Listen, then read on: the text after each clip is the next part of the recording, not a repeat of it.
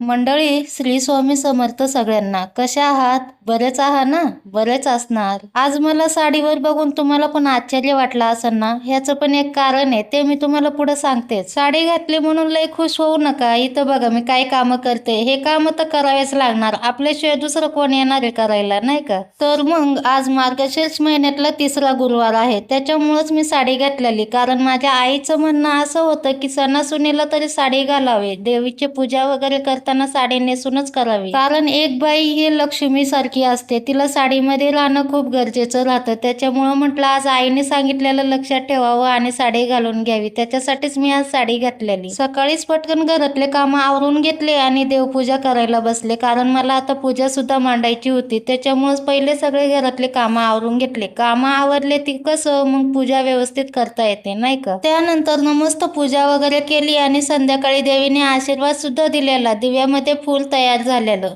असं म्हणतात ना, मनाभावाने पूजा केली तर देव सुद्धा ती पूजा स्वीकारतो. तसंच आज माझ्यासोबत झालेलं. मी मनाभावाने पूजा केली आणि देवीने ती स्वीकारली सुद्धा. आता सगळ्या कामासोबत हे पोरांचा अभ्यास घेणं पण महत्वाचं असतं, नाही का? त्याच्यामुळं वेळात वेळ काढून यांचा अभ्यास घेणं पण गरजेचं आहे. त्याच्यामुळेच पहिलं तिचा अभ्यास घेतला. कारण आपण तर व्यवस्थित शिकलो नाही, पण आपल्या मुलांना शिकवून मोठं होताना आपल्याला बघायचं असतं. त्याच्यामुळेच त्यांच्याकडे लक्ष देणं पण तेवढंच गरजेचं आहे, हो ना? आणि आहे ना, ह्यांना कंपनीमध्ये 3 मैद्याचे पुडे भेटले. आता ह्याचं काय करायचं, कशी रेसिपी बनवायची हे तुम्ही मला कमेंटमध्ये नक्की सांगा. चला मग बाय, भेटू पुढच्या व्हिडिओमध्ये.